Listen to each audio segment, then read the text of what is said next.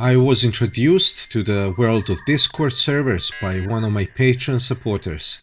This is where I found where monarchist youth hangs out and creates its communities globally.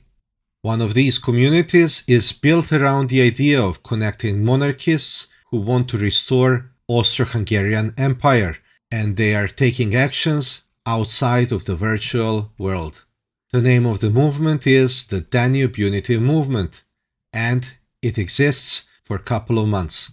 Being led by Ákos Kovács, a young Hungarian student, and two more founding members from Austria, they hope to grow their movement, unite with other existing ones, and restore what once was known as the Austro-Hungarian Empire.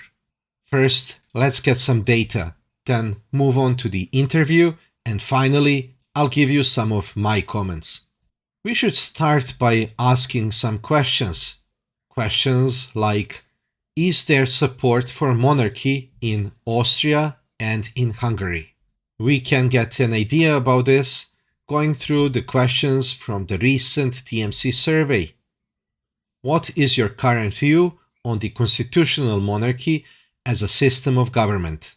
According to our survey data, 42% have positive view on constitutional monarchy, 47.5% have negative view on constitutional monarchy, and 10.5% have neutral view. Now we are talking here about youth. So is there any difference between generations? Ages 34 and below show significantly different support. Here, 54.1% have positive view, 36.9% negative, and 9% are neutral. And this means if it was up to the younger generations, Austria and Hungary would have been constitutional monarchies today.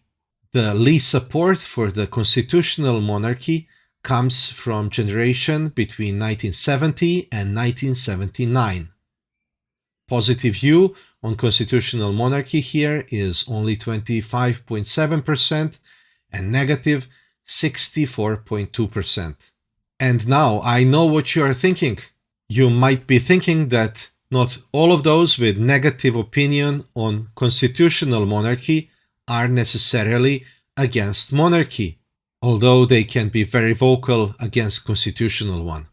When we zoom in into the 47.5% with negative view for constitutional monarchy, we can see that 9.09% of them have positive view on monarchy as long as the monarch has executive function. And that changes the number for overall monarchists. If we combine the ones for constitutional monarchy and the ones that want monarch with executive power, we end up with 46.3% of Austrians and Hungarians are for monarchy, against are slightly less, 43.2%, and neutral are 10.5%. Now, meet Ákos Kovács, a passionate 19-year-old Hungarian student whose roots trace back to the gentry family. His journey towards embracing monarchism and Austro-Hungarian ideals began with deep-seated interests in the period of monarchy, significantly influenced by his great-grandfather's diary. Ákos leads both Hungarian Farmers' Party and the Danube Unity Movement, the latter launched in December of 2023, aiming to revive the Austro-Hungarian Empire.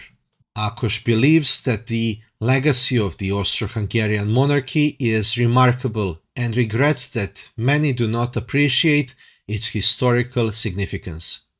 His vision for a revived Austro-Hungarian monarchy is one where all member states would have their own responsible governments, fostering a cooperative and unified political landscape. The movement began with Ákos and two other founding members, Paul from Lower Austria and Nicholas from Tyrol.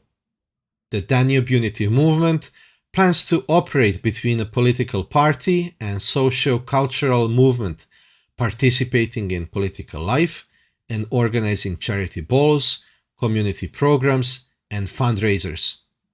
They engage primarily through social media, but also plan in-person meetings. By the end of 2024, Ákos hopes to reach 1,000 members and build relationships with other monarchist organizations. He emphasizes peaceful coexistence, cooperation, and adopting the historical system to modern needs. They already contacted the SGA and Koruna Češka organizations and plan to reach out to others as well. I'll add some of my comments. Starting any organization and a movement is a courageous move, and I hope that this organization will manage to achieve its goals. Speaking from my personal experience, it is not an easy job. I asked Ákos if they have contacted Karl Habsburg or any other Habsburgs for support or advice. Honestly, I did not like the answer. Danube Unitive movement wants to show greater support and grow before reaching out to them. Habsburgs are not only one family or a dynasty, but they are an institution with plentiful of experience, and their advice and even a small good luck can significantly boost motivation.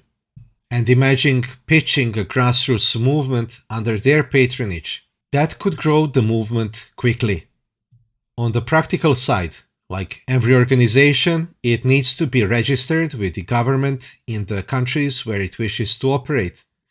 It is important to create good bylaws to prevent any potential problems that always arise when working with people, and also to create a basis for the creation of leaders and succession. Set up and create a leadership educational program and have those leaders go and preach what you want them to know.